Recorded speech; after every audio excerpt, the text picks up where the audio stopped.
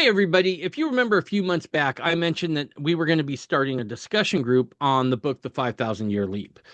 Um, Before I go into all the details here, I want to tell you what the book's about. The book goes into the principles behind our founding documents like the Declaration of Independence, the Constitution, the Bill of Rights, and it really illuminates and brings those principles to life. It was written by Cleon Skousen some number of years back, but it's still a very pertinent book to this day if you want to understand what the original plan was for America. Now, we've started holding the discussion groups. In fact, just last night, on Monday, we finished up the fifth discussion. Now, it was suggested to me that maybe I go ahead and I post these on the podcast. And so, with the help of another gentleman, we went ahead and we've cleaned it all up.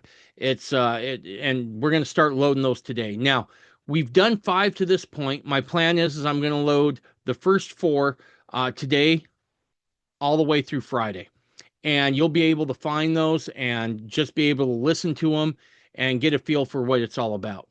Now, if you decide you want to join the discussion group live, I've tried to make that easy for you.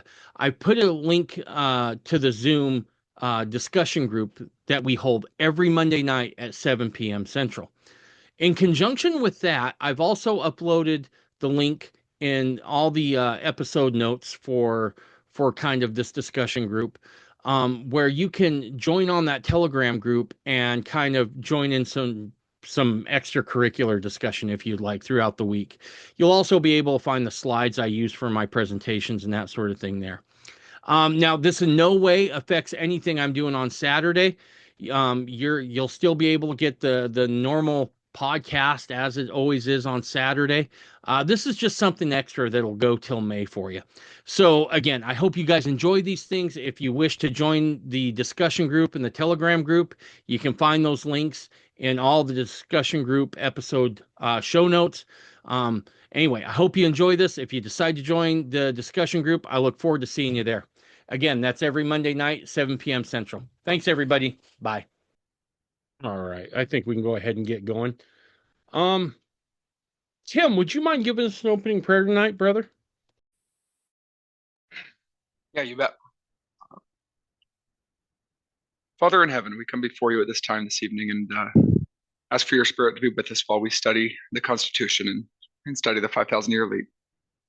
We ask that we may learn according to your will and that you'll guide the speakers tonight and that all may be done that is pleasing to you tonight. We thank you for this opportunity and for all that you do for us. And we ask this in the name of Jesus Christ. Amen.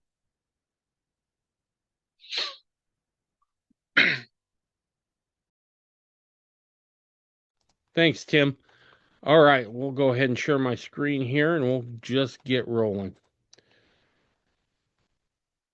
So this is week 4, I believe, that we're starting here, and we're going to go over the first and second principle. So if for those who are jumping on for their first time or anything, we've been going at this, like I said, for about 4 weeks now, and the first week was just really kind of tackling the kind of how the discussion group was going to be formatted, kind of what to expect, that sort of thing. There's a reading list, kind of shows you where we're going to be at any certain week here.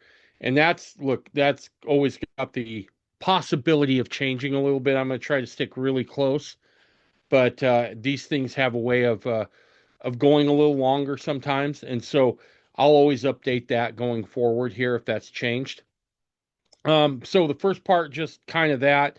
The second week, we really broke into kind of the structure of government a little bit, and then we finished that up last week. So we're on to the principles 1 and 2, and that starts pretty much on page 37 of the book itself.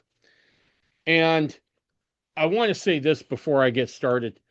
Um, I was talking to Amber and Tanya, and they're like, "Oh, so how's the class going?" I'm like, "Good. I'm really excited for this week, meaning today." And they said, "Why is that?" And I said, "Oh, we're going to talk about a little bit about Cicero and his ideas on government." And I realized that they were looking at me probably the way I look at, I don't know, fabric in the fabric store, right? I think they were like, well, that's his thing and that's good. But I think it did really drive home the fact I am a little bit of a nerd about all this stuff, but I think it's really cool. So now, as we head into this part here, and this is the bulk of where we'll spend our time for the remainder of this discussion group, um, we're now gonna go through the 1 through 28 principles that kind of make the Constitution what it is. And as we talk about things tonight going forward, I would encourage you that, like, as you hear stuff from Cicero, I'm going to ask the question every so often, what does this remind you of? And so I'm hoping that you're making connections between what was revealed anciently and what the founders have done in more modern times, because I think it shows a beautiful thread that these truths really are, and these principles really are um, eternal in nature. And it's important that we wrap our minds around that. So with that, let's go ahead and let's just get going here. Shrink that down. Move that out of the way. There we go. So, Cicero, does anyone want to take a stab on who Cicero was? I've outlined just a couple of things here, but does anyone have something they'd like to add on who Cicero was?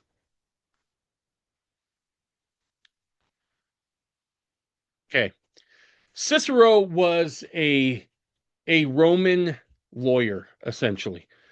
But he was more than just a lawyer. He was a deep student of both law in Rome as well as philosophy in Athens. And he was very forward thinking, not only for his day, I'd say he's probably still kind of forward thinking for today, in how he viewed law. And not only how he viewed law, but where he saw the ultimate um, originator of that law, who that was. He certainly wasn't a Jew or a Christian, but he was someone who was onto some things. And I think you'll be kind of surprised to find out some of the things that he kind of wrestled out himself by these things. So again, he studies law in Rome. He studies philosophy in Athens. Um, during his time in Rome, he actually ascends to the rank of Roman consul, which was like one of the highest positions that you could have in Rome in that day. Um, and he was a contemporary of Julius Caesar. Now, about the time things start getting dicey in Rome, um, and Julius Caesar is assassinated, Cicero gets exiled. And then just a year after um, Caesar was assassinated, Cicero went the same way. But his legacy can't really be overstated here on what he did. Um, William Eberstein of Princeton had this to say about him. The only Roman political writer who has exercised enduring influence throughout the ages is Cicero. We'll find that his ideas carry forward. And I would say these aren't necessarily his ideas. I think that in much the same way, all of us, no matter what church or religion we belong to, if we're honest seekers, the Spirit's going to lead us to truth. And I think Cicero was that honest seeker. And I think he did in the matters of law and philosophy behind the law, he was led to certain things. All right, moving on. So this sums up kind of Cicero's overall view on what law is. He says, once the reality of the Creator is clearly identified in the mind, the only intelligent approach to government, justice, and human relations is in terms of the laws which the Supreme Creator has already established. The Creator's order of things is called natural law. Now, we find this a lot in the American Declaration, as well as, well, maybe not so much the Declaration, but definitely the Constitution, as well as the writings that went along with that. Things like the Federalist Papers, other writings of the founders, where It will be called nature's law or the law of nature's God. And I think the founders framed it the way they did pretty intentionally. I think they were trying to create a tent in which they felt like all men can get behind if they're honest in who they are. And so as we go forward here, we're going to hear the term natural law a lot. Now, I want to say this at the outset. I don't think all of natural law as outlined by Cicero is always necessarily interchangeable here. But for what we're doing at this part in this juncture, I think you can replace the word nature for God if you would like, because I think there's a lot of carryover here. All right, let's move on here. Why do you think it's I want to ask this question. I want to throw this out there.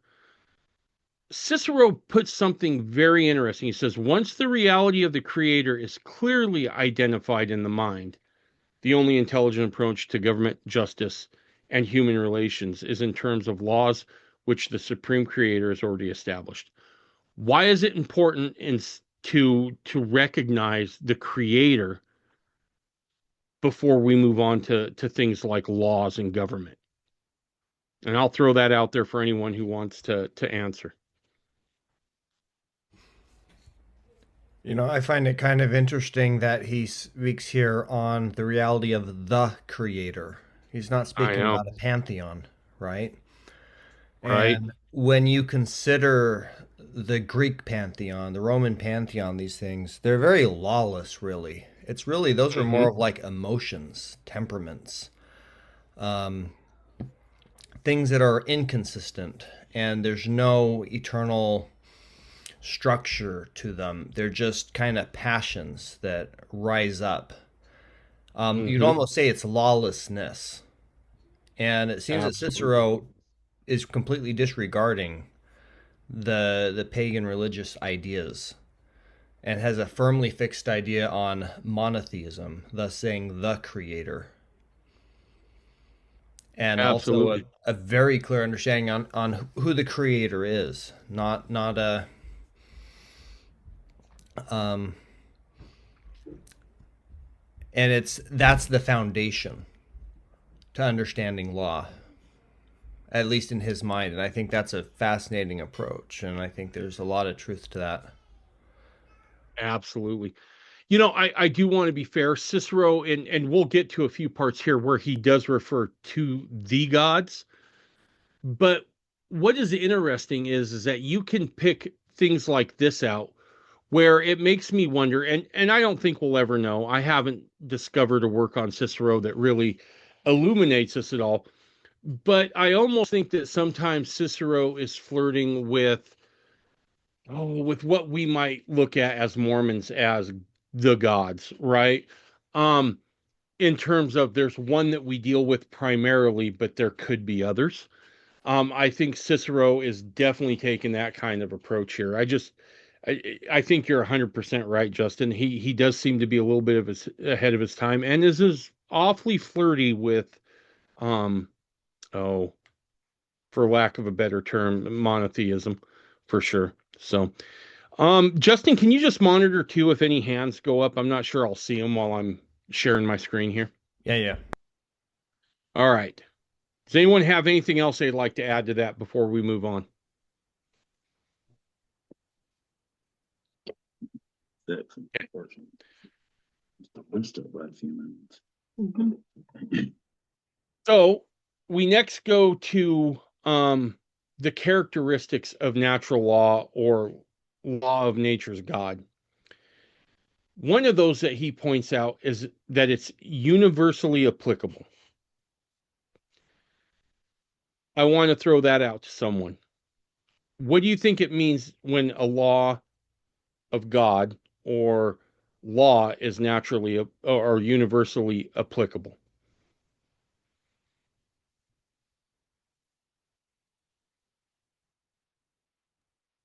That any good or just law needs to be able to apply to us as well as our neighbor equally. Absolutely. I think that's certainly part of it, that it applies to people no matter who they are, right? That the law, we would call that justice being blind, right? Being able to have the law dispensed regardless of your station. Anybody else have something they'd like to add to what, universal application would mean in terms of law?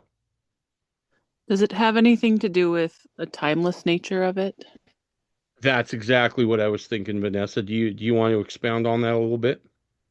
What do I you mean, mean I a would timeless application?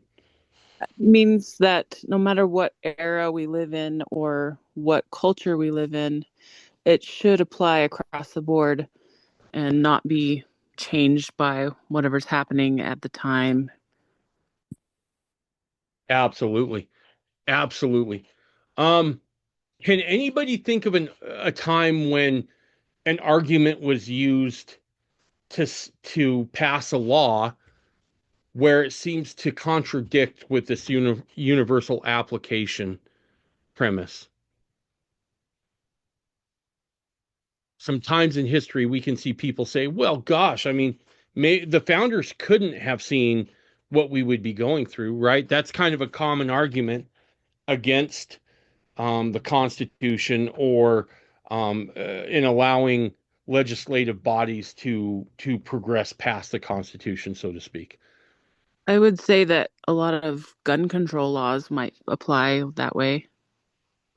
I think you're right. I think you're right. I think one of the arguments that they have made, people who are um, not necessarily in favor of the Second Amendment might say something like, well, gosh, the founders couldn't have seen a gun that holds 20 rounds. They wouldn't be in favor of that. That's one. Anybody else have any other examples? Yeah, I would add to just that the gonna Patriot say Act. something. Go ahead. Go ahead. We'll go to Corey and then we'll go back to Tim. Go ahead, Corey.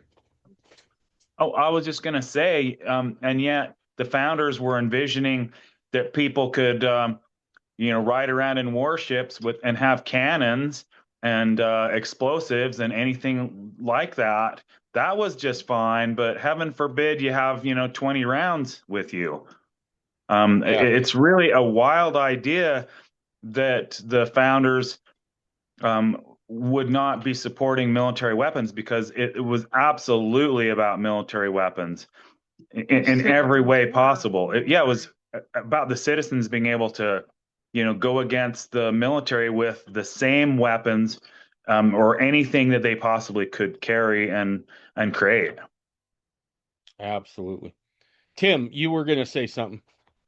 Yeah, I just was going to add the Patriot Act to the list of laws that were made, perhaps not in conjunction with universalism, trading trading freedom for security.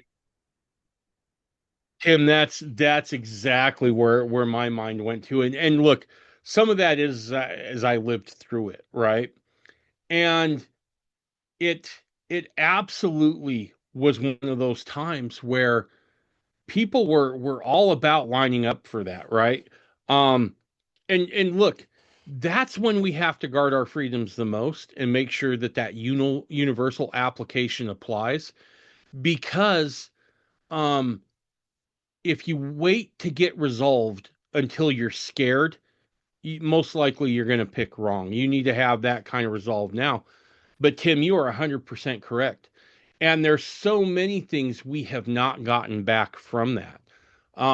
And gosh, I remember the early arguments on that, right? Well, I've got nothing to hide. What do I need to be worried about? Well, times are different now, and I think many of us realize the folly in that. Andrew, I see you got your hand up, bro. Yeah, one of the when Obamacare was passed, the Congress actually placed in a provision that completely exempted themselves from it. So Yes. the citizenry of the United States was required to submit to this, and yet the very people who passed it were not. 100%. That was, and there we see a violation both on, as was pointed out by Vanessa, I believe, where she said it had to apply equally to everybody. Or no, she was timeless in nature. and someone else saying that it applies to everybody. And in that instance, yeah, Jacob, Andrew, excuse me, I remember that they violated both sides of that one. So that's pretty interesting. All right. How about unchanging and everlasting? That one's pretty easy. Now, I would ask this. What would be the equivalent of that in our Constitution? Unchanging or everlasting?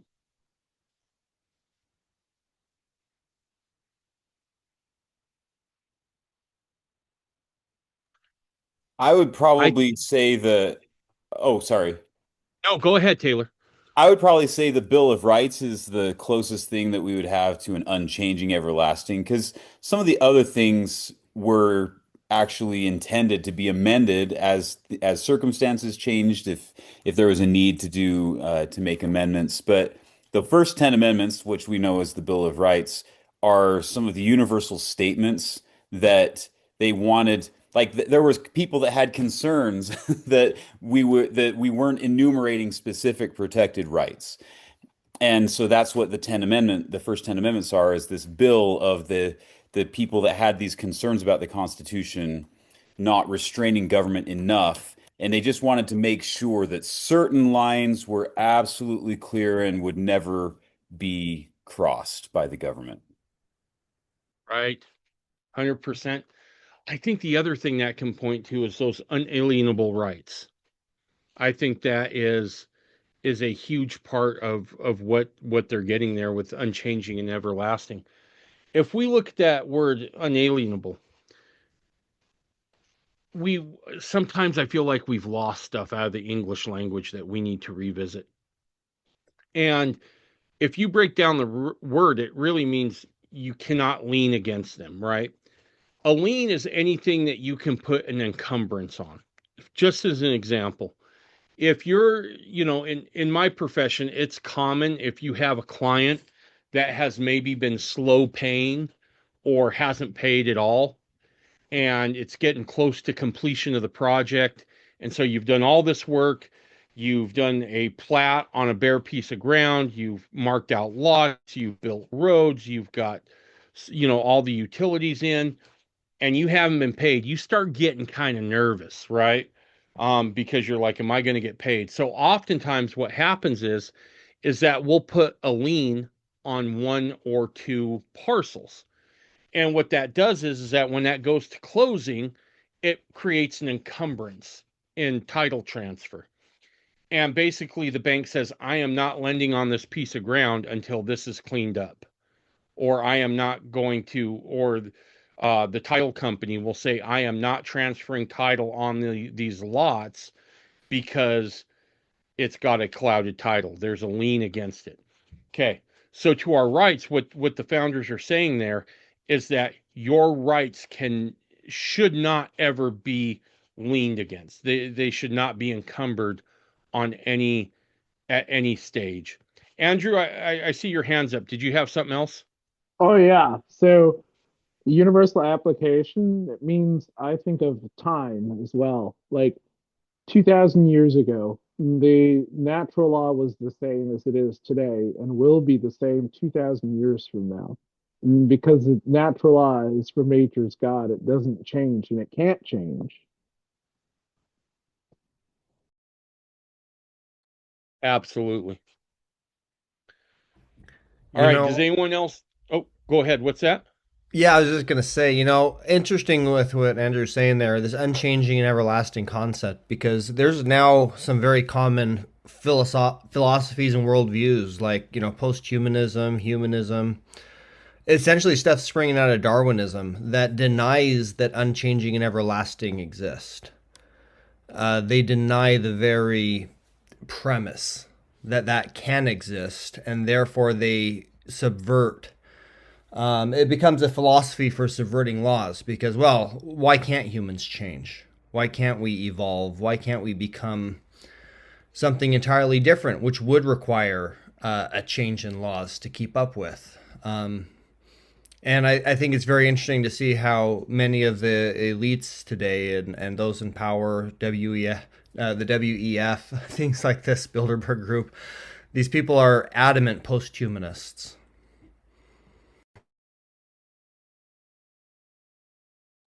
Absolutely. Great point. Anybody else? Okay. The next characteristic is a summons to duty by its commands. That I found very interesting as illuminated by Cicero. What do you think it means that it summons to duty by its commands?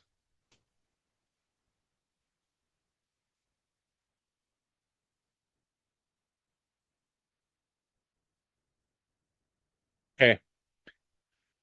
I'll open this up.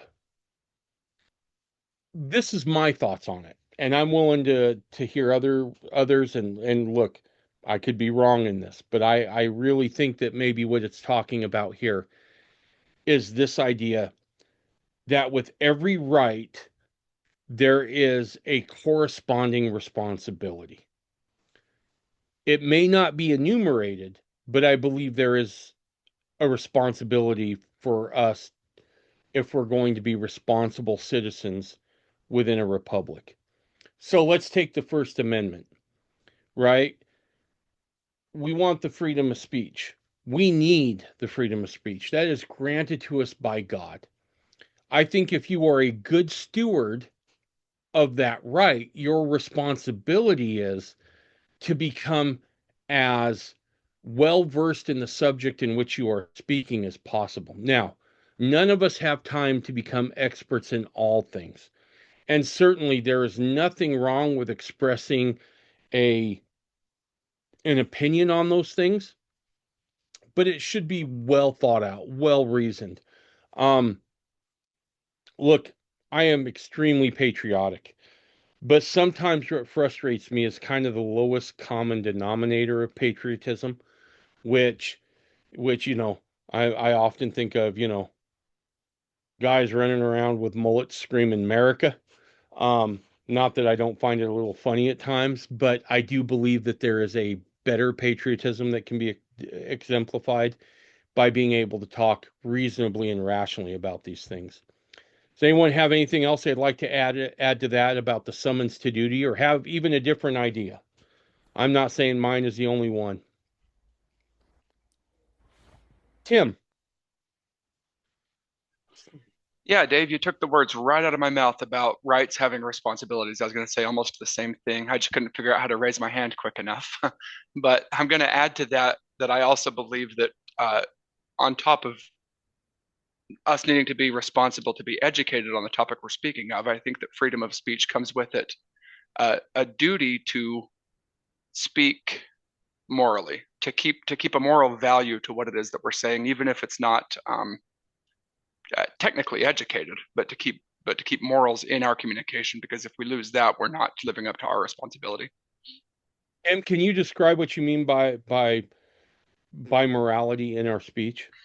Yeah, and we get into that a little bit later on, but the idea that several of the founding fathers spoke about, that this nation was set up for a moral and righteous people, and that the Constitution wasn't adequate for anybody else. The idea that, just because we have the right to say something, or just because the law doesn't ban us from saying something, that means it's okay to say, anything that springs into our minds. If people do that too much, it's going to cause a knee-jerk reaction where all of a sudden the government will come down on your right of free speech because of how you're abusing the right. 100%. I tend to look at this a lot with AI, right? Just because we can do it doesn't necessarily mean we should do it. And I think this is true in science. I think it's probably true with our rights and our responsibilities. Justin, I see your hand up, and then we'll go to Taylor. Yeah, so in the Bible we have King David who gets does some terrible things, right? And the prophet Nathan goes to him, and the Nathan's like, "Hey, I know what you did. You did this, this, and this." And King David gets really defensive, and that actually doesn't happen, right? Instead, Nathan gives a parable, And he's like, let me tell you a story about this poor guy who had all this terrible stuff happen to him. And in the telling of the story, David was moved to want to seek justice for that situation. And then Nathan kind of turns it on his head and says, you're the villain in this story. And I think the summons to duty by its command, that's kind of what that is. Thou shalt not kill. But what happens if somebody's running around killing? If in the violation of this law, there's a natural desire that we have as human beings to want to go in there and protect it, to preserve what it is that this law is intended to be preserving, right? Whether it be life or whether it be property. And so the summoning to duty by its command is that I think if you take your personal interest out of the situation, there's a universal desire. Like nobody's watching Disney movies being like, man, I sure hope Cruella de Vil wins and slaughters all those puppies, right? That's just kind of, there's a natural inclination to want to root for the good guys. And no matter how debased somebody is, that's generally, I mean, I'm not aware of any cases where that's not true, where there's not an inherent instinctual desire for right. And we know it when we see it, especially in a Disney film, right? Absolutely. Taylor, I saw you had your hand up. Yeah. So I think that sometimes when we study philosophy, we tend to kind of get intellectual, right? And I think that Cicero or Cicero is a very practical philosopher. You know, sometimes things are kind of abstract, but he's always looking to see how it applies in 3 dimensions, you know, in the real world. And I think that that's what he's summing up it by that point that he articulates the summons to duty by its command. And going back to what Tim was sharing, speaking of like intellectualism is not a bad thing inherently, but it's incomplete without action, right? You know, faith, you have to be aware of something to be able to exercise faith, but if you don't do anything about it, what good is it? It's worth a hill of beans, right? But Isaac Asimov had a quote that I think Tim will particularly enjoy. This is Isaac Asimov was a fictional writer, one of the early sci-fi writers, and he said this, and this was 100 years ago. There is a cult of ignorance in the United States, and there always has been. This strain of anti-intellectualism has been a constant thread winding its way through our political and cultural life, nurtured by the false notion that democracy means that my ignorance is just as good as your knowledge. And with the advent of wokeism and the extreme reaction by the right, it is so anti-intellectual. It is a cult of ignorance on both sides. And I think that true patriots, you know, true Americans need to combat against the human inclination to just, you know, because like Justin was saying, everybody has kind of an inherent sense of right and wrong. Well, we should. We have the light of Christ, you know, from the restoration lens. And we have the ability to discern truth from error. But if we get super emotionally charged, that vision clouds very quickly. And suddenly we just become warring factions. And that's something that the founders were very acutely aware of and tried to prevent and control and manage as much as possible. Absolutely. 100%. Good stuff. Anybody else have anything they'd like to add to that? Oh, I have one other quote from Plato to share on that similar subject. He Okay. says, wise men speak because they have something to say. Fools because they have to say something. There's truth to that too. Yes. 100%. Tim. Oh, that's just clapping. All right. Yeah, that wasn't a hand raised. I was just celebrating. All right. No, that's good stuff. All right. We'll go ahead and there's one other place I want to take this summons to the duty by its command. And that is something that is never popular to say, but nonetheless it is truth. And I can't remember if it was Madison or Adams, may even have been Franklin. I can't remember off the top of my head. But one of them had said something to the effect of, the most important speech you need to protect is the one that you disagree with. And that is because right now the shoe might be on your, the political winds might be in your favor. But in a country where you can essentially have a bloodless coup every 2 to 4 years, and power can change drastically, it's important to remember that if we're in the mode of silencing someone's speech, we could have that same club used on us next. And so it's got to cut both ways, kind of, right? If we want our speech protected, then we might have to even protect the speech of those that we disagree with within reason, right? Obviously, if someone's making death threats, that's something different. Or, as the famous Supreme Court case was, someone stands up in a theater and yells fire. Then you're encroaching on somebody else's. But by and large, I think if it's purely discourse and well-defined discourse without threat, I think we have to be willing to stand by those who we even disagree with so that they can allow their opinions. The other thing I'll say on that is I think it's healthy when a population can divulge that sort of thing through honest dialogue. I remember I was having a debate with somebody who said, "Well, that guy's a Nazi. Why should he be allowed to speak?" And I said, "Well, if that guy's a Nazi, I want to know he's a Nazi. Let's not let him sit in the shadows too long." And so only good things can come if we are willing to stand for someone else's right to speech, even when we disagree with it. So, all right, anyone else here? Oh, Taylor, go ahead.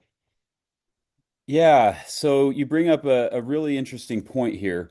The founders were, they acknowledged the creator, they acknowledged divine providence, they acknowledged God, but nowhere did they set up, uh, there's this modern rise of Christian nationalism on the right, and there's a big push for it in various circles, some of whom people that used to be very constitutionalist types of people, that I thought would be interested in liberty and justice, are just interested in, and I get it because the woke left has pushed so many ungodly laws into society, into our culture, and so it's kind of like this, but it's an extreme overreaction. And what the founders did is they wanted to protect the right to believe freely and to respect conscience, because that is between an individual and his God. And so even though they didn't set up a Christian nationalist type of government, they set up a far more Christian form of government, which, because God doesn't force anybody to believe in him or to believe in Christ or to, do any, and so like in the city of Zion, which we hope to one day be involved in building up, it will have freedom of conscience, and the laws will be of God. We're going to be very vigilant to protect against ungodly laws creeping in, and corrupting the society and the legal structure. But it's not going to be a forced, coercive type of situation where you have to believe in a specific theology, or you're not or you're killed or driven out of the society. I think we need to understand that the founders set up the most Christian form of government ever, even though Christ is not ever mentioned in the founding documents, directly by name. And but it's these principles of freedom, of it's agency, it's allowing freedom, and that is the most godly and Christian form of government that exists. So far, hopefully Zion can even build on that. Absolutely. Good stuff. Okay. Anybody else? All right. We'll move on to this last point here and then we'll change slides. it says we don't have to, one of the other characteristics is that we don't have to look outside of ourselves for explanation. What does that mean?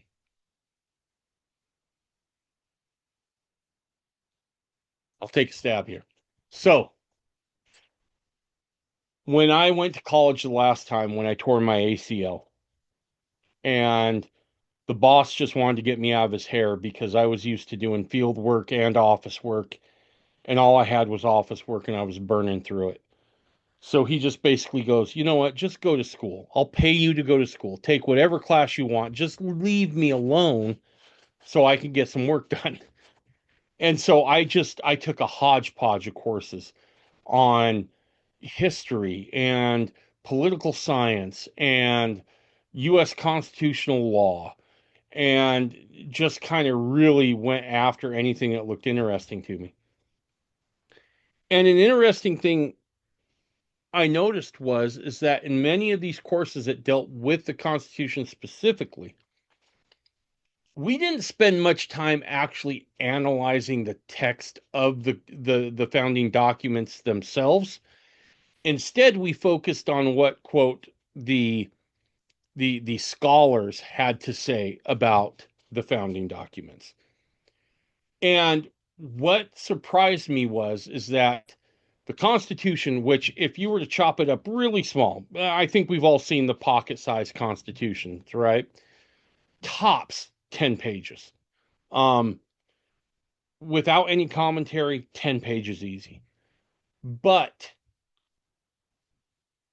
if we look at where we're at today as a society in relation to what the original intent was, as outlined by the founders, it gets pretty apparent that scholars have had to do some mental gymnastics to get us to a point to where they can say, well, we think the Constitution really says this. Now, the Constitution was written in such a way that in its time, the plowboy could understand it, the farmer could understand it, the merchant could understand it. You didn't have to be an attorney, a clergyman, or any of those other things. It was self-apparent, right? Or as the founders would say, they were self-evident. They didn't need to be explained. It was natural. You could look at it and say, "Oh, there it is." Does anyone have anything they want to add?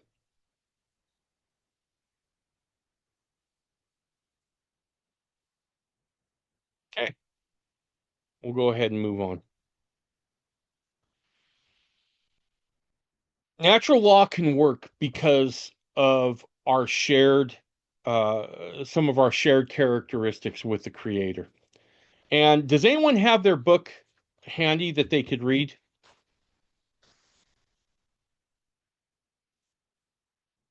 Him. It's page 41 under the divine gift of reason. And it is everything that's quoted there, which starts out the animal which we call man. Okay. The animal which we call man, endowed with foresight and quick intelligence, complex, keen, possessing memory, full of reason and prudence, has been given a certain distinguished status by the supreme God who created him. For he is the only one among so many different kinds and varieties of living beings who has a share in reason and thought, while all the rest are deprived of it. But what is more divine, I will not say in man only, but in all heaven and earth, than reason. And reason, when it is full grown and perfected, is rightly called wisdom. Therefore, since there is nothing better than reason, and since it exists both in man and God, the first common possession of man and God is reason. But those who have reason in common must also have right reason in common. And since right reason is law, we must believe that men have law also in common with the gods. Further, those who share law must also share justice, and those who share these are to be regarded as members of the same commonwealth. If indeed they obey the same authorities and powers, this is true in a far greater degree. But as a matter of fact, they do obey this celestial system, the divine mind, and the God of transcendent power. Hence, we must now conceive of this whole universe as one commonwealth, of which both gods and men are members. Hey. So, Tim, what's that saying?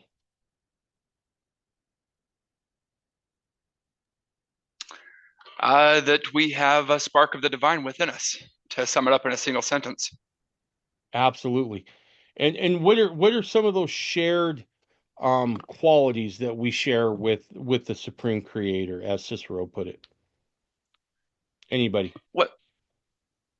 Since I'm unmuted, I'll just go ahead and say what was on my mind real quick. It's really short. It's just that Scripture tells us that we are born with the ability to distinguish good from evil, and that is really what this boils down to, is that it's within us to see right from wrong.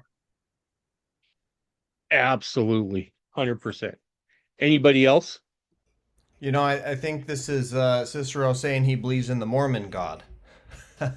Kind of, huh? Because I mean, like, it's nuts, right?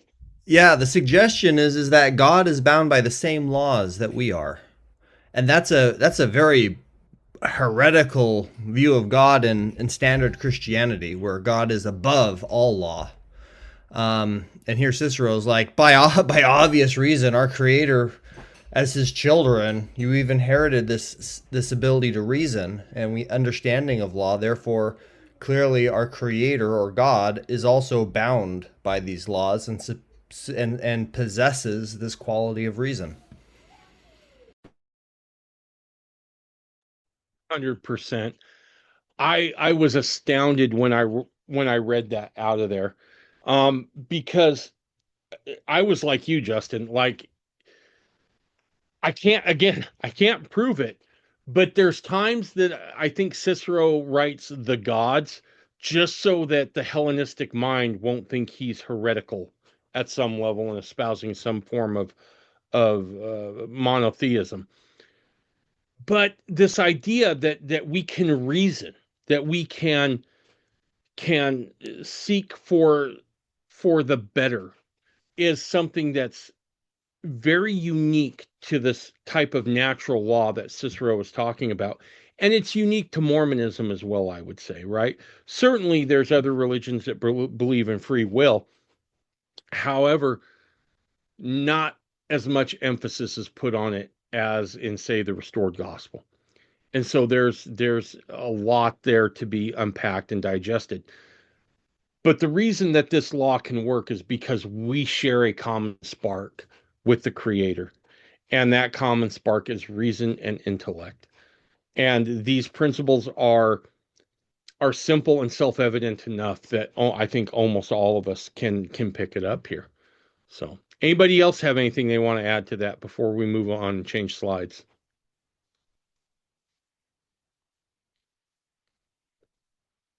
Okay, perfect. Natural law can work well with God's revealed truth. In his treatise on justice, Cicero says the following: "For these virtues originate in our natural inclination to love our fellow man, and this is the foundation of justice." Okay. The book pointed this out, and I found it really interesting. Okay. So again, I think we're making a pretty good case here that Cicero probably has some monotheistic leanings, right? Again, not saying he's Jewish, not obviously he's not Christian, Christ hasn't come yet, but there's a recognition here that we're seeing from him. And so I don't think it's a far stretch to say the word nature or natural can also mean from God.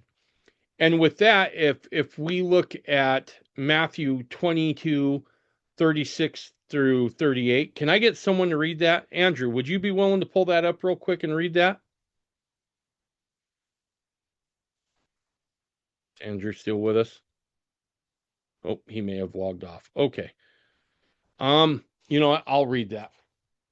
Let me pull that back up here real quick. So starting in Matthew 22, verse 36. And here the lawyer's asking Jesus, "Master, which is the great commandment in the law?" And Jesus said unto him, "Thou shalt love the Lord thy God with all thy heart, and with all thy soul, and with all thy mind. This is the first great command. Okay.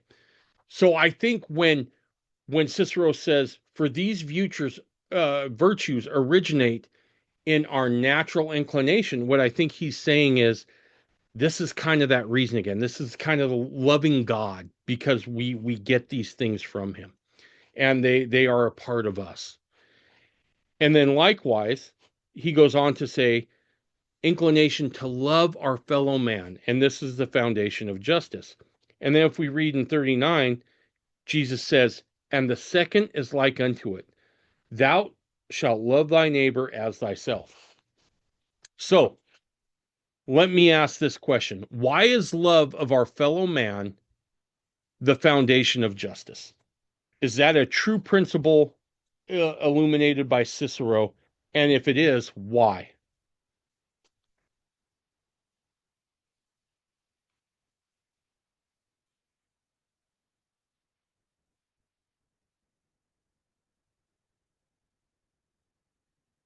Him? It's because, as we've kind of stated at the beginning of this meeting tonight, is that justice has to be blind and justice has to be universal. And that if there isn't love amongst common men, well, then it will inevitably lead to rules for me, but not for thee, or vice versa. Absolutely. I think also it stands to reason that if we love our fellow men, we would want our fellow men dealt with justly. We don't want anybody skating by when maybe there should be an affixed penalty.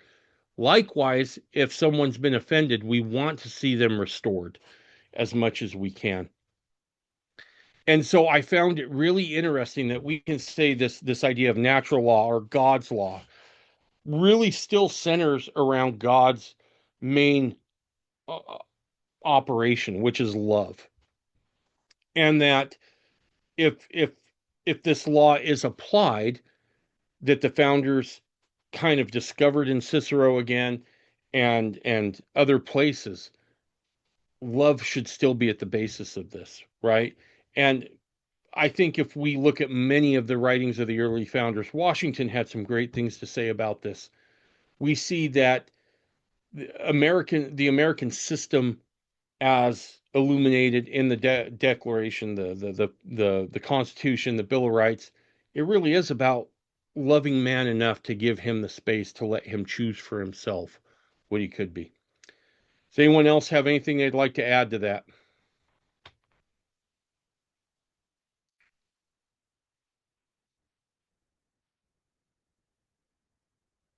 All right. Legislation in violation of God's natural law. This one should fire some folks up. I'm just going to read this here real quick, and then we'll go from there. So it says, but the most foolish notion of all, and again, this is Cicero, the most foolish notion of all is the belief that everything is just which is found in the customs or laws of nations. What of the many deadly, the many pestilential statutes which nations put in force? There no more deserve to be called, excuse me, that's supposed to be there. They no more deserve to be called laws than the rules of robbers might pass in their assemblies. For if ignorant and unskillful men have prescribed deadly potions instead of healing drugs, these cannot be called physicians' prescriptions. Neither in a nation can a statute of any sort be called a law, even though the nation, in spite of being a ruinous regulation, has accepted it. Okay. So what's the idea on legislation that's passed that doesn't necessarily sync up with God's natural law?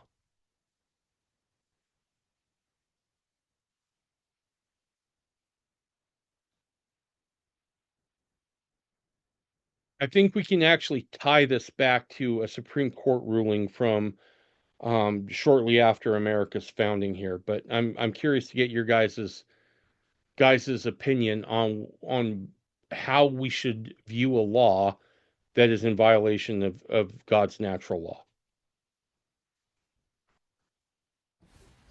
I would say I think this is a bit of the problem here because I mean he's using these extreme examples of robbers getting together in assemblies, conspiring together to make their own, making to decide what the laws should be, and he's talking about people who are supposed to be healers that are instead doling out poisons as these extreme examples, and I just think I look around and I'm like, oh, those are the extreme cases, huh, man?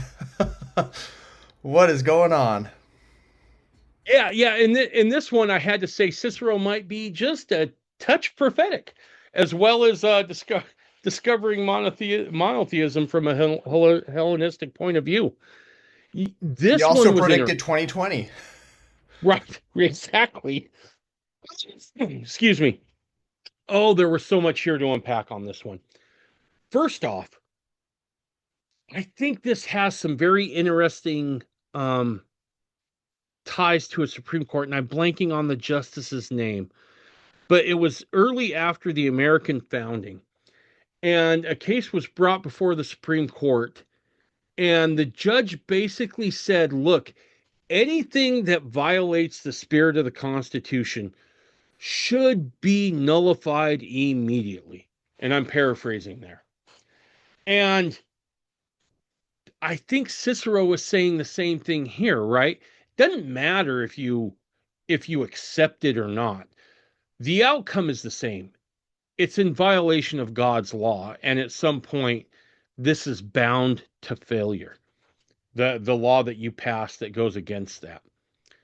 Likewise, there's also something in here I found really interesting, and it's this line here where it says, is just in which are found in the customs of the laws of nations.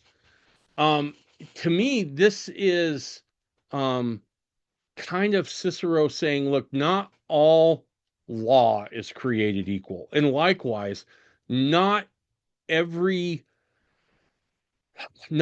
system of law and every custom is going to be in keeping with this law, and that there might be differences in civilizations. And so I found it to be a very interesting acknowledgement on his part of that. You know, I'd say this is essentially an attack on the idea of populism, right? Yep. Where, hey, you know what? If we get enough people to buy in on it, then this is what the law should be. If we get a consensus, if we get a majority consensus, and everybody who's in favor, say aye, right? Then that this is what should be the standard for law. And he's saying here, and the beautiful description here with this medicine that kills instead of heals is you can see it by its fruit. Absolutely. Good and stuff. you can call poison medicine all day until you're blue in the face, and we can all vote on it, and celebrities can say that they approve, and it doesn't matter. It's still poison. 100%. And this is so important. Like, this is where liberty becomes super important when you're trying to protect the rights of mankind. I remember I was a young man when I read the quote, everything Hitler did in Germany was legal, in that he said it was legal. It was passed in some form, whether that was through the Reichstag or him as the chancellor. It was made legal, but it didn't necessarily make it right. Vanessa, I saw your hand go up. Yeah, I was just going to make a point similar to what you just said.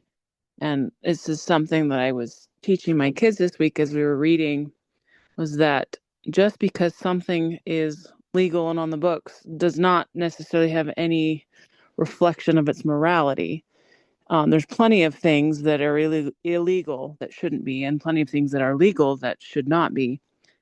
And I even, a couple months ago, I sat down with I had a conversation with a lawyer, and she was showing me kind of how the law worked and how to look up different laws. And we were looking at Utah laws, and she was showing me some of the recent laws that had been changed.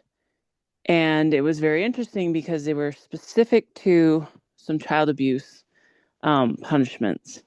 And it was really strange that they had reduced the punishments for very, very specific types of child abuse. And I was asking her why that was. And she was just saying how it was very common for people to change laws to help a brother out, so to speak. Like they know that something's going to happen, so they temporarily lessen the severity of the punishments until it's blown over with somebody they know.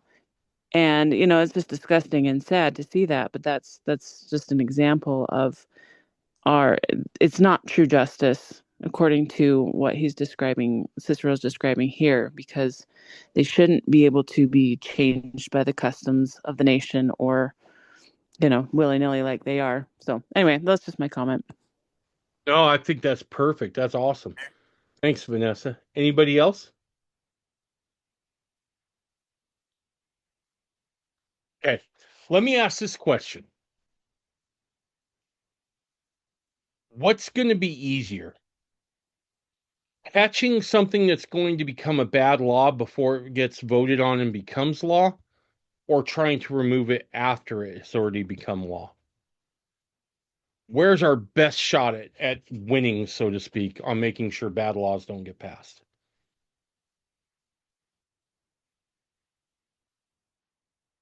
Anybody?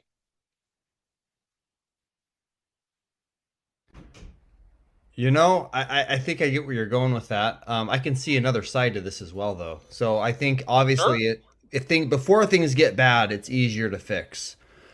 Right. However, sometimes people need pain to recognize that there's a problem. The only problem with that is oftentimes it's an overreaction.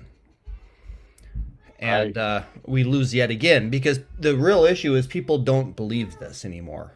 Americans, as a people, don't believe this. They think that law is whatever the lawyer says, whatever the legislator says. That man is in control of these things, and if the government says that this is how it's going to be, then that's okay, and that is how it needs to be, and it'll work. And then when it doesn't, and these things fail, there's often an overreaction the other direction. But ideally, it's a lot easier to preserve liberty than to attain liberty, as the founding fathers showed us by example. Absolutely. I'm like you, Justin. I see two sides of this, right? One is, yeah, if you can avoid a train wreck early, better off. However, the one place that I think some constitutional scholars have it right is when they call the Constitution a living document, but not in the sense of the way, say, a more progressive or left-leaning attorney or judge would say, right? When they say that the Constitution is a living document, what they're saying is that the founders' original intent does not matter, that the intention of the document is to try to make it fit what we feel is right based on the times we live. I tend to take a more literal approach to the Constitution. I think that by and large, the principles that they illuminated are going to, once again, as we talked about, being unchangeable and eternal, they're going to span the test of time. And so with that said, the way that the Constitution becomes a living document, we'll just take prohibition as an example. It took writing another, an amendment to the Constitution to say that alcohol was outlawed. It took another amendment to undo that. Now, let me ask you the question. Why is it better that if we have a bad law, we have to go through the entire amendment process to get it removed from the Constitution? What is advantageous about that? Because I think the natural man, the inclination is it's a bad law. just get rid of it however we can. Why is going through the process so important for the Constitution?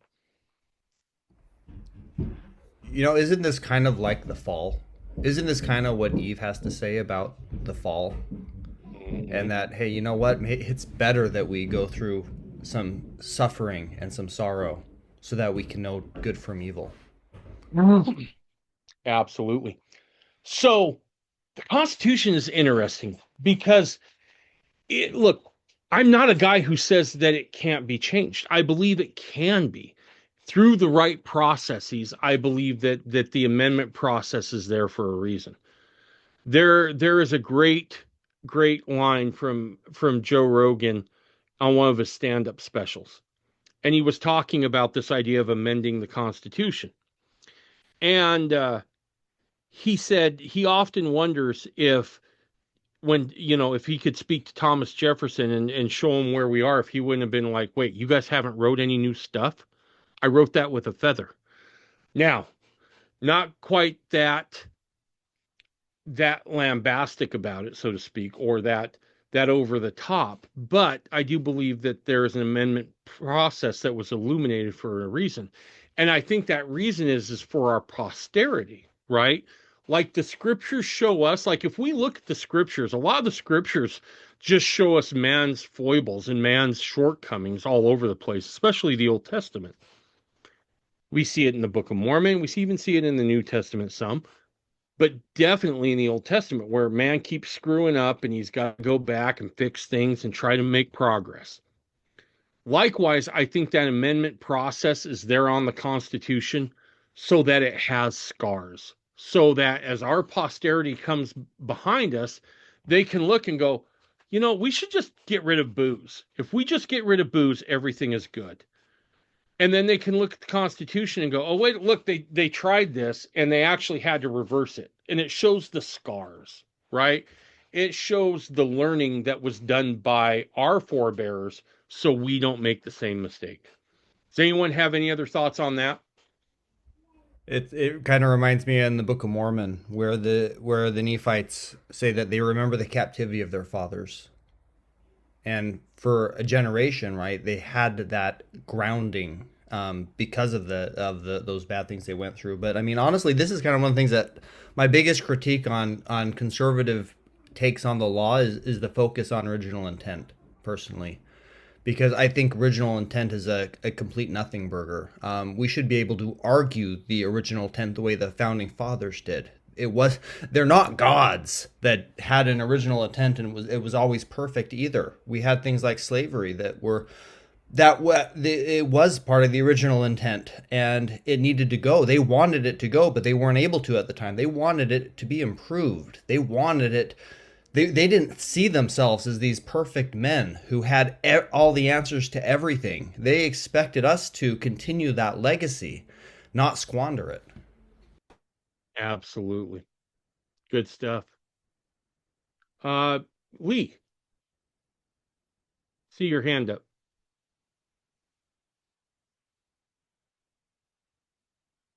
You're on mute, Lee.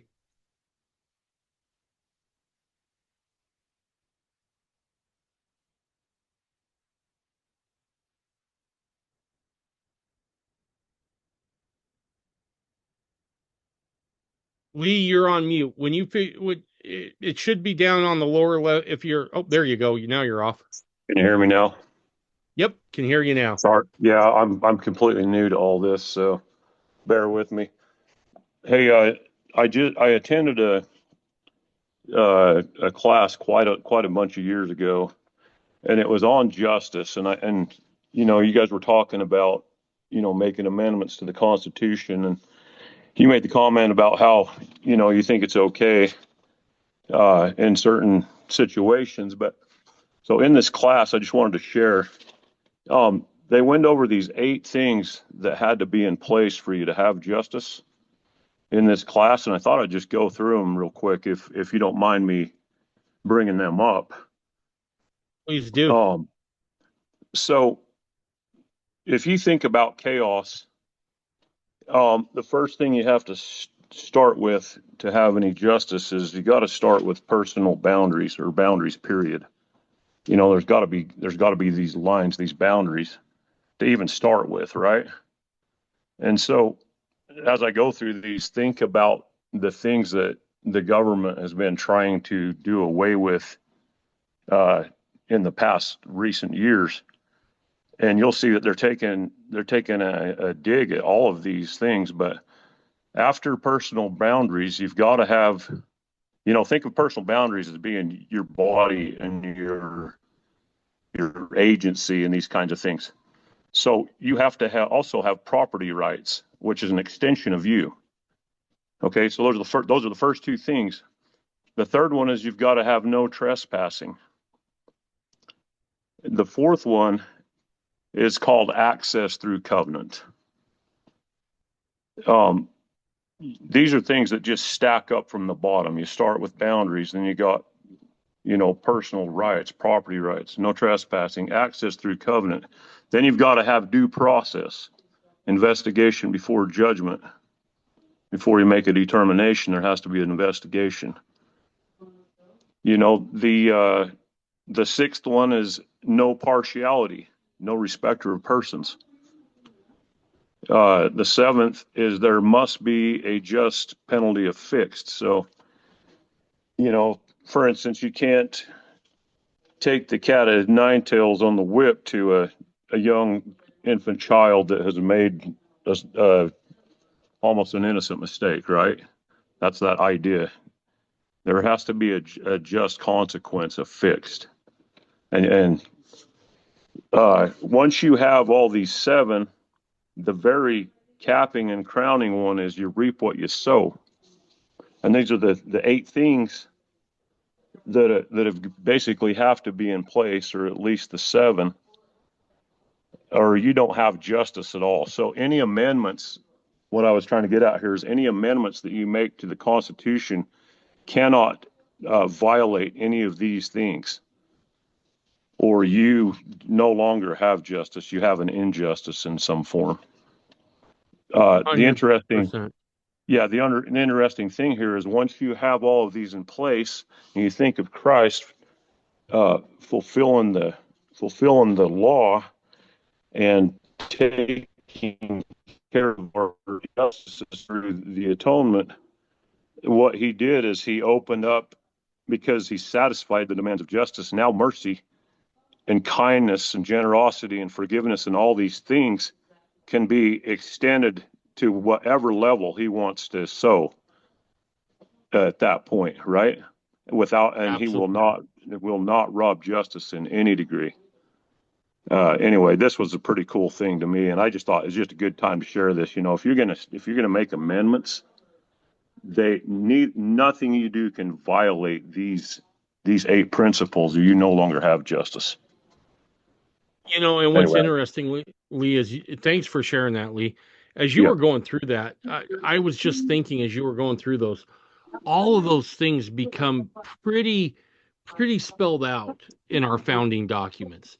And I don't think that is happenstance. I think it's just showing this natural connection between what the founders were trying to do and trying to make it sync up with God's law or natural law, depending on how you want to put it.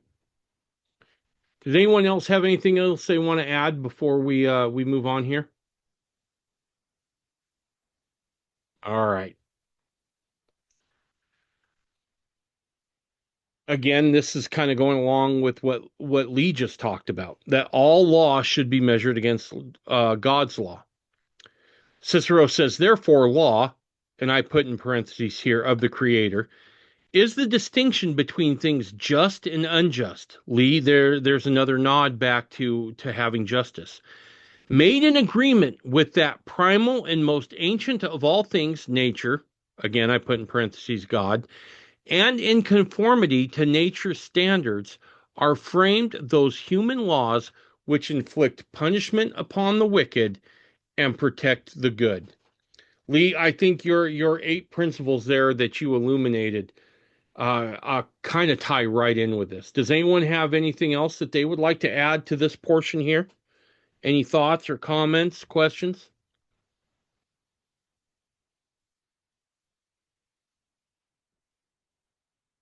Okay. So here's Cicero's conclusion. As one and the same, nature, or God, holds together and supports the universe of all of whose parts are in harmony with one another, so men are united in nature, or God, but by reason of the depravity they quarrel, not realizing that they are of one blood and subject to one and the same protecting power. If this fact were understood, surely men would live the life of the gods. So Cicero's basically saying, look, if we would just recognize this, and here I think, well, let me ask this question before I just spout at the lip. What do you think Cicero is pointing to here when he says they quarrel, not realizing that they are of one blood and subject to one and the same protecting power? How would we phrase that today? Or how would the founders have framed that in our founding documents?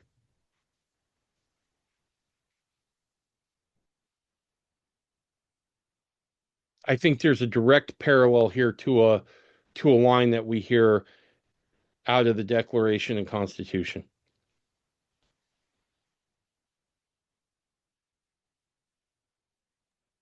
I think it's this. Go ahead, you alluding? I just think you might be alluding to the unalienable rights that we have been endowed with by our Creator. Is that where you're going? That's definitely part of it. The other part of it, where I'm going, You do have a hand, Dave. Oh, Justin? I'm not Justin. Oh sorry. no, that Lee was Lee. I think he never got it down. Oh, got it. There we go. Okay, cool. All right. Did you have something, Taylor?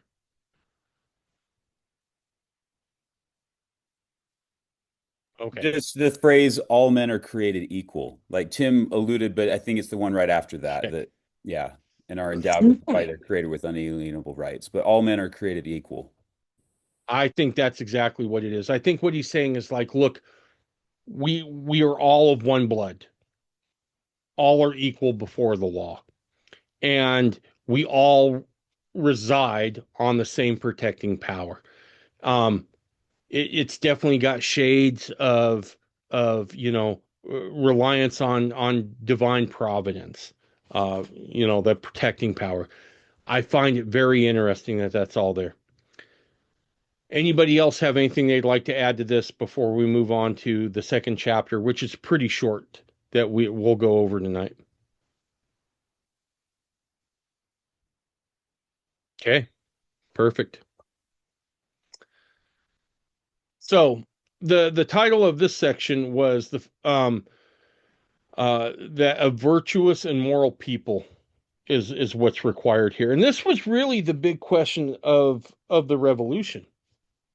In the reading, it makes it pretty clear that the question is man sufficiently virtuous and moral to govern himself?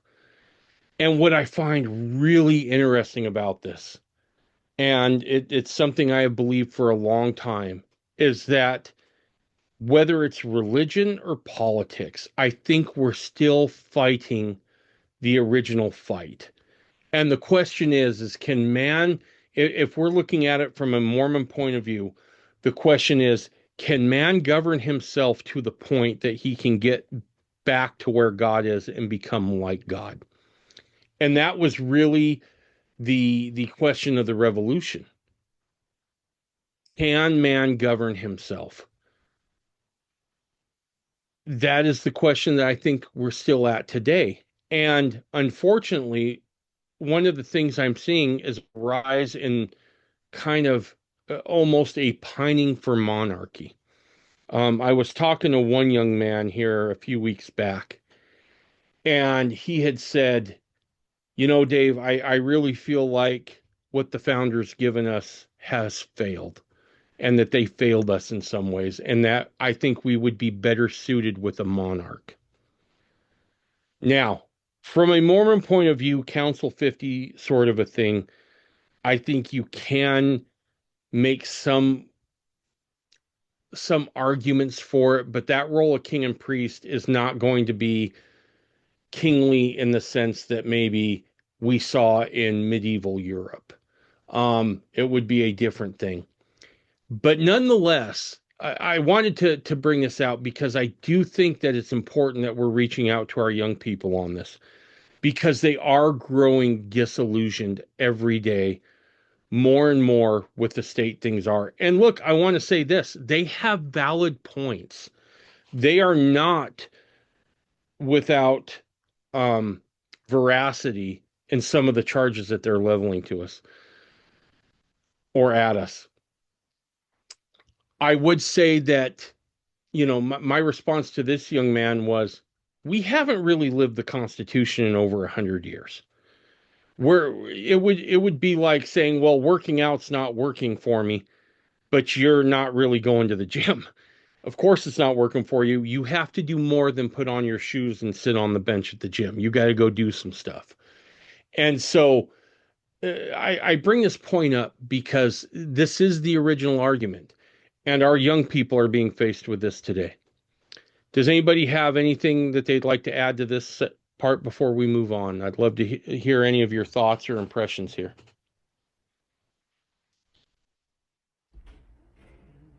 I just Lee, I see your hand up again. Lee,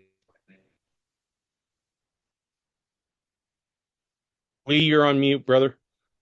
There you go. Okay, Dave. I wanted to just share something, if I can, out of the teachings of the prophet on this subject here.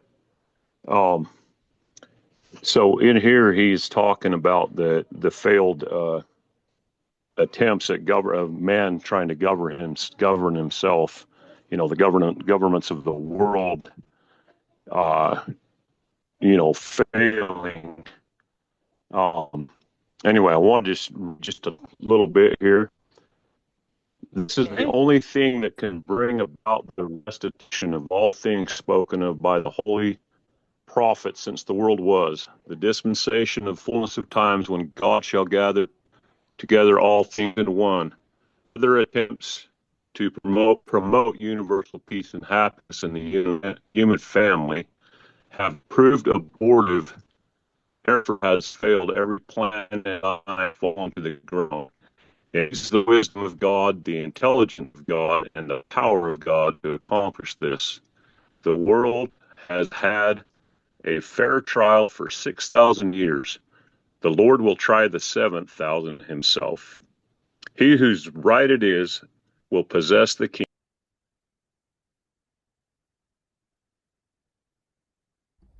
We lost him. We lost Lee. All right. He's back. Oh, you're back. All right. We kind of lost you there for a second. I lost you there for a minute. Okay. I don't know where I left off, but Joseph was saying the world has had a fair trial for 6,000 years. He says the Lord will try the 7,000 himself. He whose right it is will possess the kingdom and reign until he has put all things under his feet. Iniquity will hide its hoary head. Satan will be bound and the works of darkness destroyed.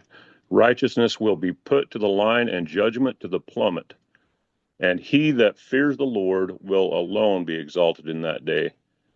To bring about this state of things, there must of necessity be great confusion among the nations of the earth, distress of nations and perplexity. Am I asked, what is the cause of the present distress? I would answer, shall there be evil in a city, and the Lord hath not done it? The earth is groaning under corruption, oppression, tyranny, and bloodshed, and God is coming out of his hiding place, as he said he would do, to vex the nations of the earth. Anyway, he goes on, but he's basically, the point he's making is man has had all this time to prove whether they will govern themselves, and they have not done it. They've only produced injustice as far as of man-made governments. And, it's the government of God that will prevail when he comes out of his hiding place and establishes his ways. So anyway, I thought I'd read that little part there. It's just interesting. We seem to fail at trying to govern ourselves. But, we must somehow, by doing it the Lord's way. That's all I had. Good stuff. Does anyone have anything they'd like to say in response or about this particular portion here? I was going to just share, an example in the Book of Mormon where you have Alma, who's basically, he's the president, he's the chief judge, and things aren't going good in Nephite society. And you would think that this is the time where we need a great leader in the judgment seat, right? And Alma steps down, and instead he preaches the gospel because he understands the real fight is literally this. It's the virtuous and moral people. And he knew that the word of God is the only thing that could actually produce real change. Having a righteous leader and a government system at the top can't bring about the change necessary when the people desire immorality, when the people don't want to live according to natural law. They don't want to live according to truth. And so, to anybody who's out there who's disillusioned with the way things are, I get it. I'm pretty black-pilled in a lot of ways myself when it comes to politics. But there is a solution, and it's preaching the word. And there's 100%. nothing else that can save this nation, this country, the world, other than a return to morality and virtue. No form of 100%. government, no politician, no political campaign, no political agenda, no law to get passed. Nothing can save us other than a moral and virtuous people. Justin, 100%. I couldn't agree with you more. And I think it also harkens back to that one of the first slides we had on here as we opened this discussion group up, where John Taylor basically says the day is going to come when the elders are going to, and I'm paraphrasing here, but essentially preach liberty at the same time preaching the Constitution. And that is a great segue into where we're going to go next. And so when the people were ready for liberty, and this is on page 52, and I'm going to read this and then I'm going to roll right into something else. So forgive me here, but I really feel like this ties in well with what Justin just says. So in 52 it says, and this comes from a periodical of the times, when the revolution first gets started, there's a very real sense, even amongst the colonists themselves, like, can we do this? Every other attempt hadn't gone so well, right? I mean, Rome lasts for a long time, but it doesn't necessarily stay liberty-minded for very long before the Caesar comes in to exercise dominion there, becoming an emperor.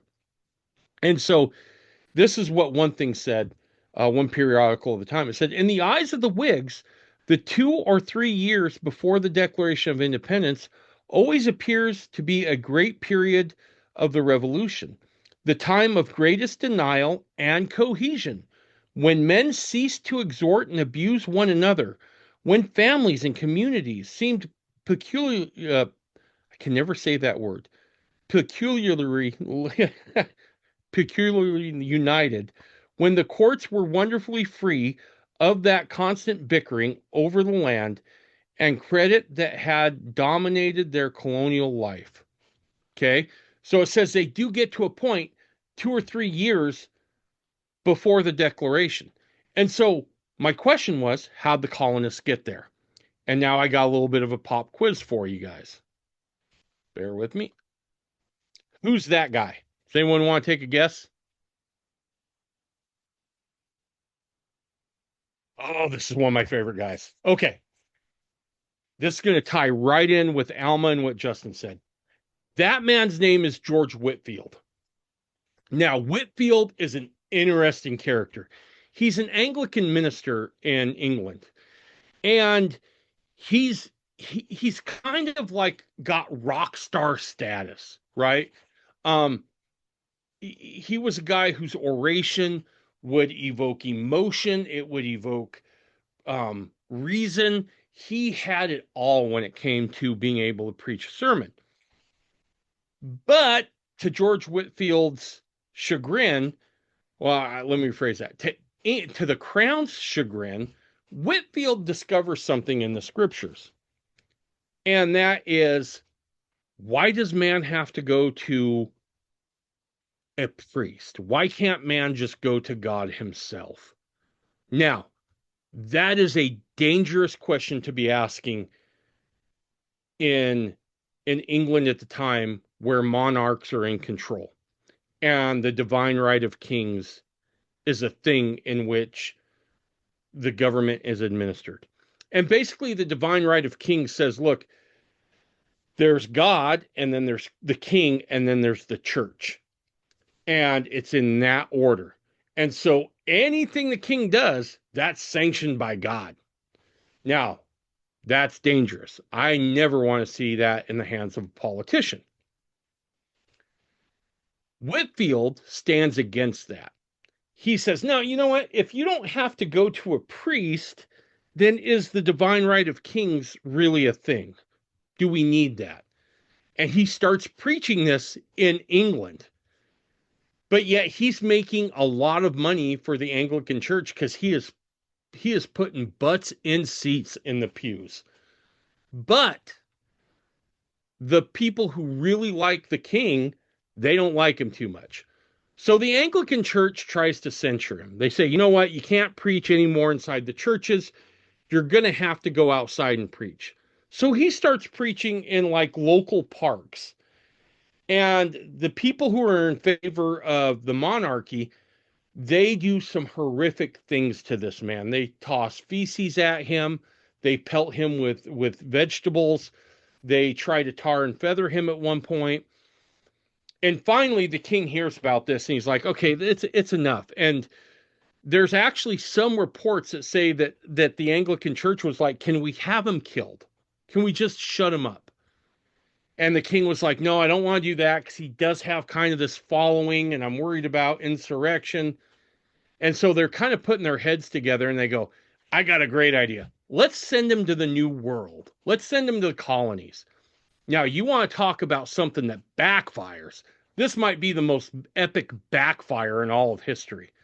Because what they do is they send Whitfield to America, where there's already beginning to be some anti-monarch feelings fomenting in the area.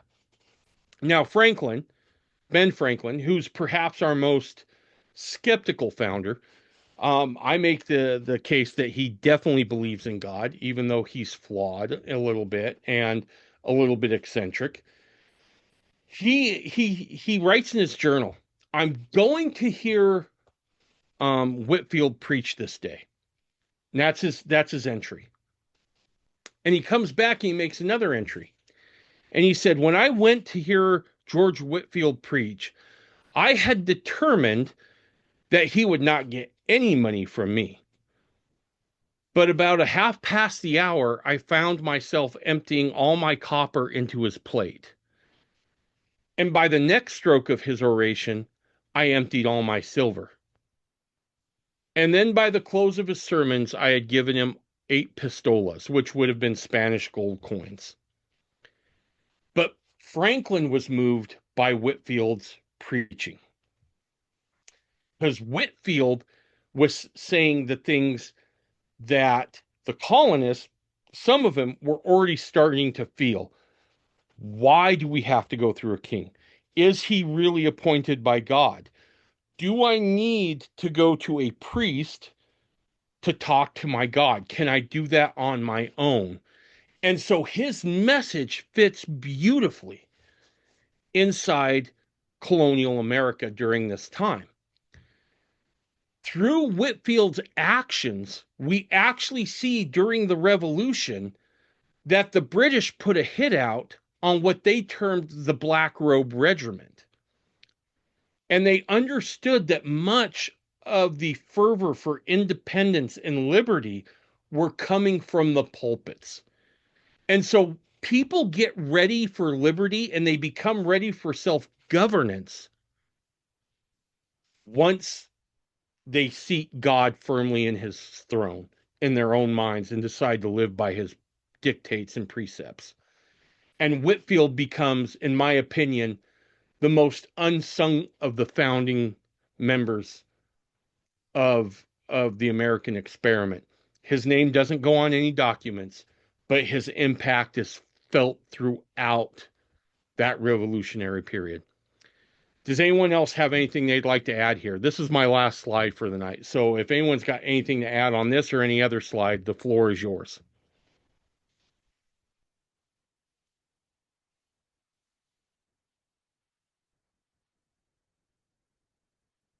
Tim. Yeah, I just over the course of the last several minutes, I've had a couple of quotes come to mind about about virtue and personal accountability. And one of them is actually from the text from the 5,000 Year Leap that I think we may have skipped over. It's on page 44, and I just really kind of liked it. It's, of course, Cicero speaking. And he says, however we may define man, excuse me, a single definition will apply to all. This is a sufficient proof that there is no difference in kind between man and man. In fact, there is no human being of any race who, if he finds a guide, cannot attain to virtue.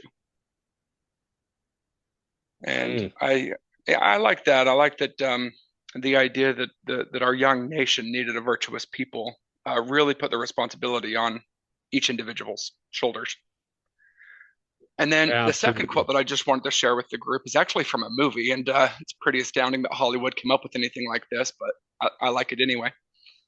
And the quote is, a king may move a man, a father may claim a son, but remember that even when those who move you be kings or men of power, your soul is in your keeping alone.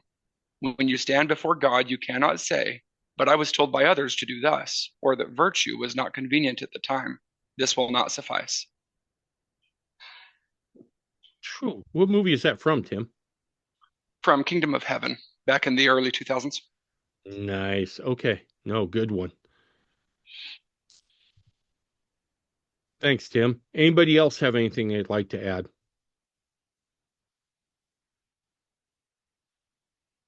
Okay. Just real quick. So Justin mentioned it, but I just think it's probably worth reading real quick. Because when he stepped down from the chief judge seat, let's see if I can find it. I thought it was Alma 30, but maybe it's 31. But he says, oh yeah, here it is. Alma chapter 31, verse 5. And now as the preaching of the word had a great tendency to lead the people to do that which was just, yea, it had a more powerful effect upon the minds of the people than the sword or anything else which had happened unto them. Therefore Alma thought it was expedient that they should try the virtue of the word of God. Nice. Anybody else have anything they'd like to say in response, or?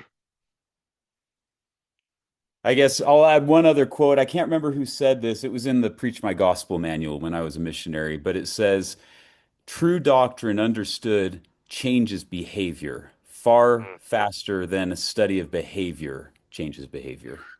And I think that that's this Whitefield, when you can activate the light of Christ within individuals and you can help them obtain at least a portion of the Spirit of God, they become patriots rather than animals.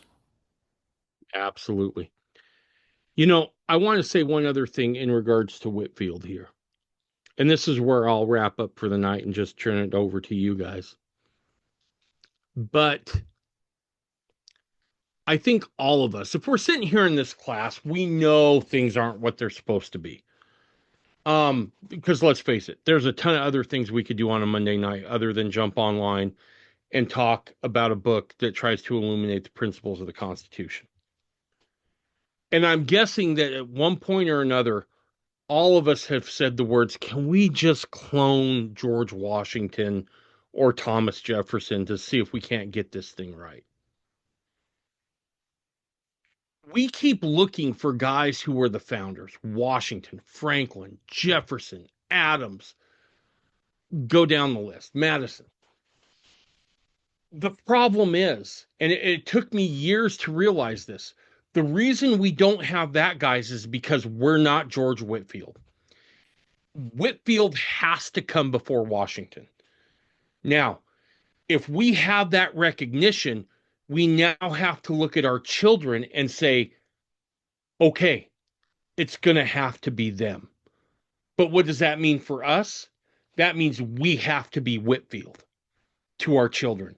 We have to be the ones to evangelize them, so to speak, and not only the gospel, but how the gospel then should inform how it is we should both govern and be governed. But we will not get to the point of seeing an army of Washingtons and an army of Jeffersons and an army of Franklins and an army of Madisons, because I really do believe it'll be a lot of people this time around instead of just a few. But in order to have those kind of people, it's going to require us to be Whitefield for them right now. Does anyone have anything else they'd like to add before we wrap up for the night?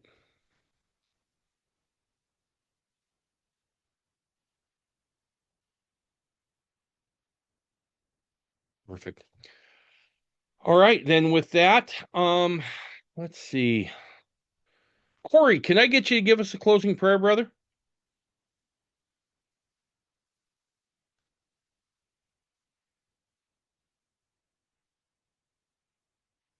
Yeah, 1 second there.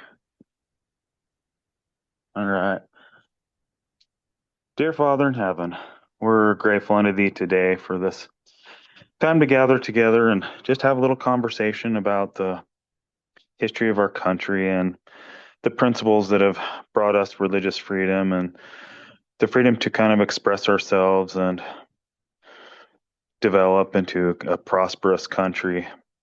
Pray that we'll be able to understand these principles better and uphold them better than we have, and ask a special blessing on everyone here that's attending, that we will all feel thy guidance as we try to make sense of these principles, and that will be effective in sharing them with our family and friends, and be able to develop these into things that will help create more of a Zion community and protect us more in our